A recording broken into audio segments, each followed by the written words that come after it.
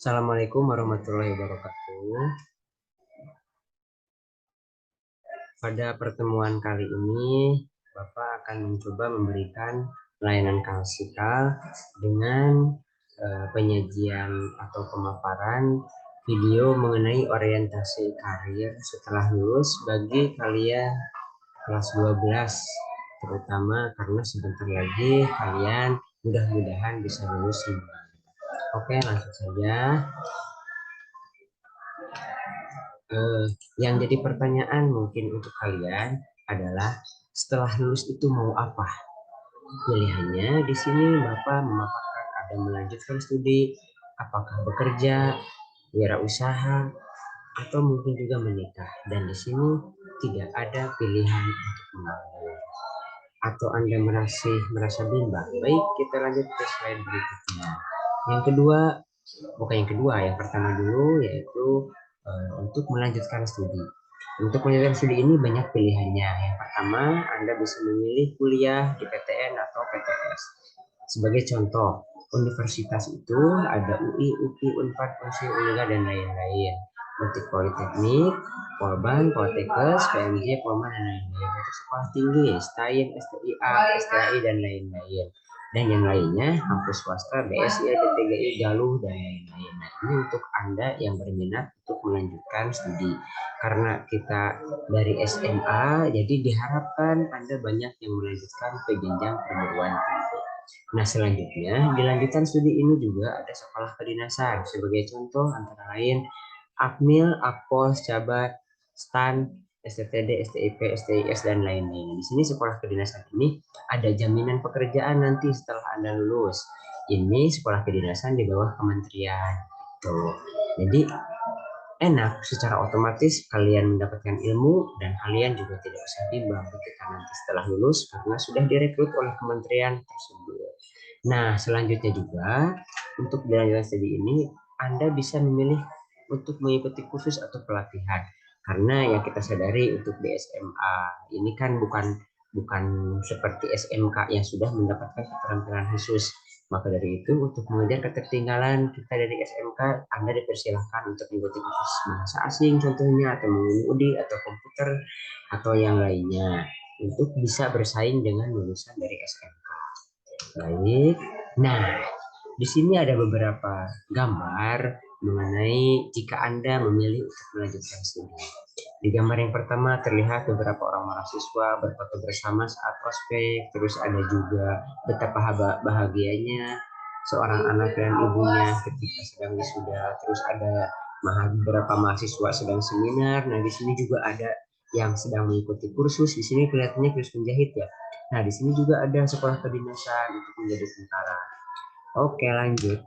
Barusan kan bayangannya indah, tapi ternyata bayangnya tidak seindah yang kita bayangkan. Sebagai mahasiswa, jangan memikirkan keseruannya saja. Kita lihat betapa menderitanya mahasiswa ketika ospek atau di kosan. Betapa banyaknya tugas, betapa menderitanya beberapa siswa coba sampai tidur di pohon. Terus juga ketika mahasiswa sudah terkenal tidak punya uang.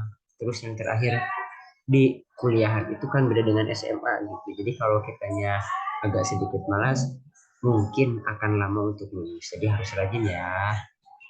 Nah, selanjutnya isu yang muncul ketika akan memilih melanjutkan studi biasanya nih yang menjadi faktor penghambat dan faktor penguat ketika kita memutuskan untuk kuliah atau melanjutkan studi. Yang pertama, yang segi positifnya, yang pertama banyak pilihan kampusnya, yang kedua pembiayaan kuliah sudah menggunakan UKT, untuk beberapa kampus swasta malahan sudah ikut UKT. Kalau di negeri semuanya sudah UKT berdasarkan posisi orang tua. Yang ketiga ada, jadi ini gratis kalau kita kuliah, malahan kalau misalnya nanti ada sisa dari biaya pendidikan, Anda bisa manfaatkan nanti dikembalikan dari kampus per bulan. Rentangnya rata-rata ini sekitar 600 sampai 800 ribu rupiah per bulan untuk uang saku kalian selama kuliah. Yang keempat, yang jadi sisi positifnya jalur masuk kuliah itu beragam. Dari mulai SNMPTN, SBMPTN, jalur mandiri pun ada dua. Jadi kalau misalnya mau mencoba SNMPTN, ternyata gagal, gas lagi nanti bisa di UTBK atau mungkin di jalur mandiri. Nah,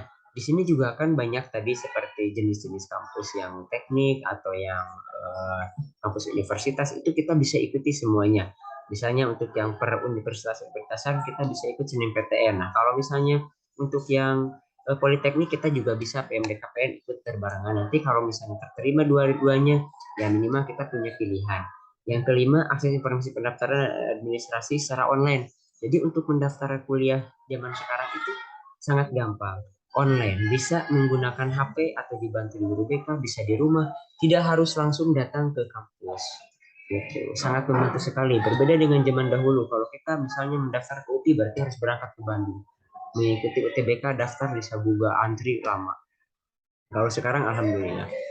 Nah, yang menjadi apa ya yang mempengaruhi negatifnya dalam memilih untuk ke kuliah, yang pertama itu adalah pemahaman mengenai pembiayaan. Jadi masih beranggapan untuk kuliah itu mahal sekali.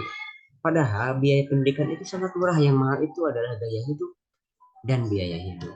Yang kedua adalah motivasi kitanya untuk belajar. Jadi Anda sudah merasa bosan, Pak, masa udah 12 tahun masih mau belajar lagi gitu. Padahal untuk belajar itu kita dituntut sampai kita meninggal harus belajar. Yang ketiga adalah pengaruh lingkungan. Contoh, di lingkungan dekat tempat tinggal kita, misalnya ada eh, tetangga yang beranggapan buat apa kuliah, nanti juga pas sarjana susah cari kerja.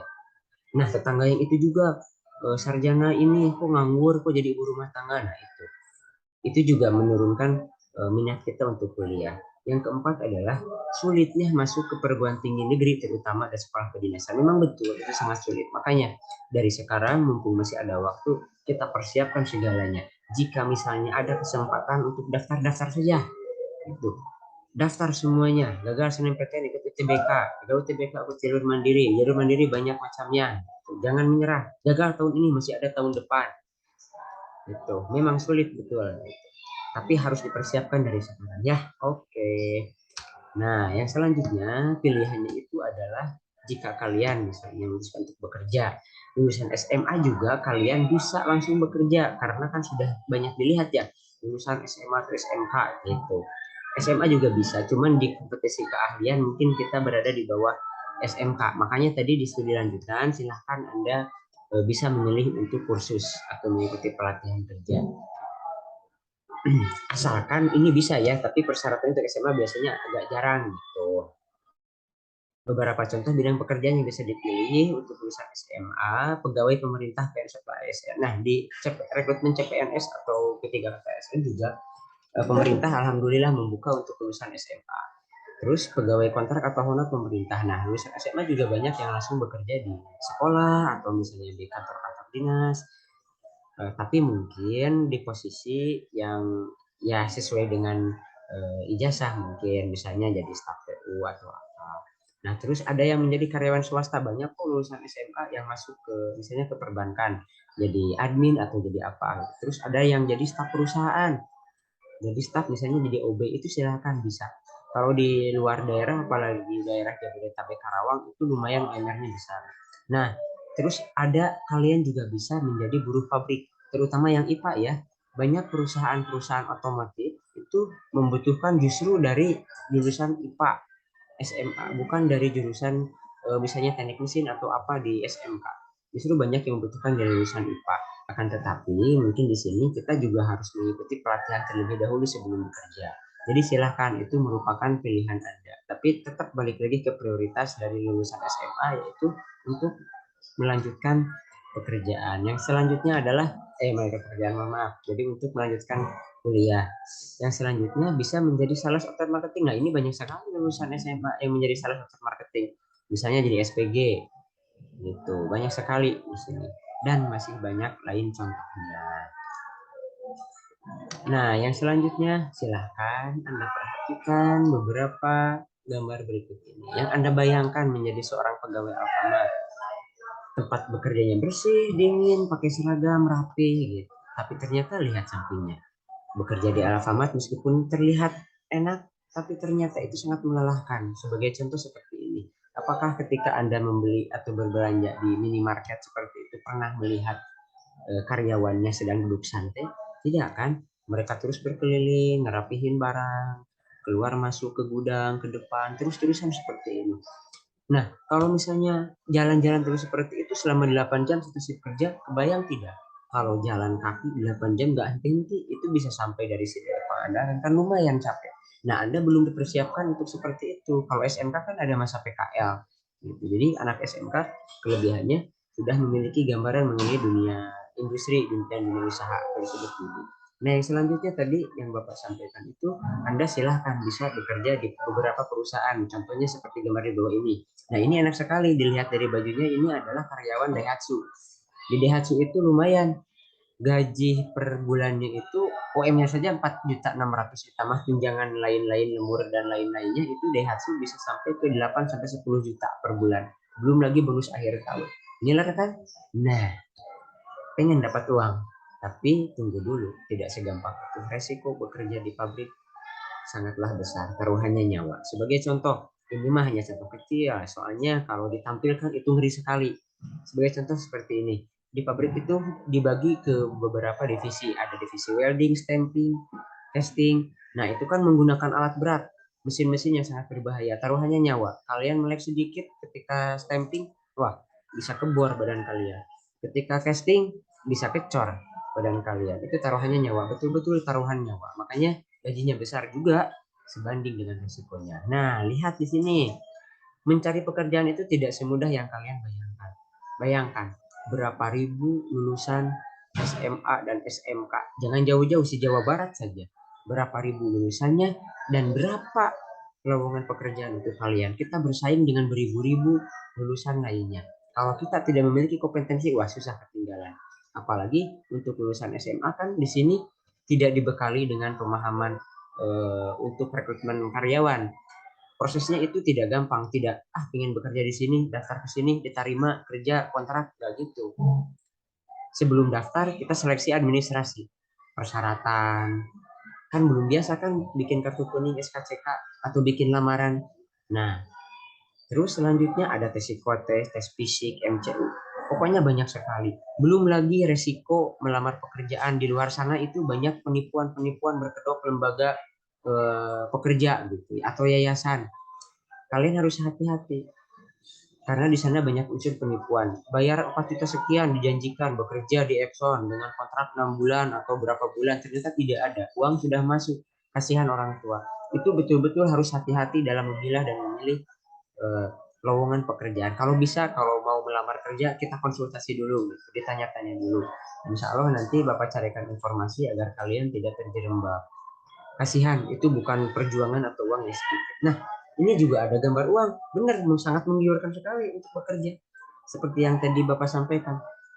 Minimal UMR di daerah kota besar, Jakarta, Karawang, itu di atas 4 juta semuanya. Nah, kalau misalnya di daerah kita, di sini, di Ciamis, paling juga sejuta 800. Nah, silahkan Anda bagi dengan pengeluaran Anda satu bulan. Itu bagaimana? Yang di kota juga, Bapak yakin, Bapak percaya kalian sudah biasa tidak memegang uang. Bahkan bisa hidup satu minggu cuma memegang uang 100.000. Tapi Bapak tidak yakin bagaimana mental kalian ketika kalian pertama kali menerima gaji 4 sampai 5 juta rupiah. Nah, itu harus kita persiapkan betul-betul. Nah, ini merupakan gambaran singkat, baru dua ya. Yang pertama tadi, jika lulus SMA, jika kalian untuk melanjutkan perguruan tinggi, dan yang kedua adalah untuk bekerja. Karena keterbatasan waktu, kita lanjutkan di minggu berikutnya. Sesi pertanyaan silahkan bisa dibuka di kolom komentar nanti ya. Atau bisa langsung chat atau bisa buka website PK. Itu nanti untuk pertemuan selanjutnya kita akan bahas mengenai jikalau nanti setelah lulus akan berwirausaha dan menikah. Nanti di pertemuan yang selanjutnya lagi kita akan bahas peluang-peluang masuk di 4 titik ini. Yang jelas tidak ada pilihan menganggur ya. Ditunggu respon, komentar, pertanyaan atau langsung silaturahmi ke ruang kita selanjutnya. Mudah-mudahan Anda semua sehat karena keterbatasan waktu. Mohon maaf. Mohon maaf juga jika kata-kata dari Bapak ada yang kurang berkenan. Ya, sehat selalu semuanya. Assalamualaikum warahmatullahi wabarakatuh.